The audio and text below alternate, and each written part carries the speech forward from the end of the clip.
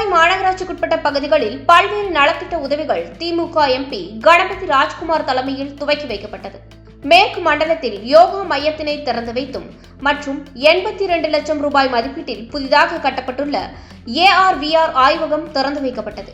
மேலும் கல்விராம்பாளையத்தில் 75 லட்சம் ரூபாய் மதிப்பீட்டில் கூடுதலாக கட்டப்பட உள்ள நகர்நல மைய கட்டுமான பணியினை துவக்கி வைத்தனர்.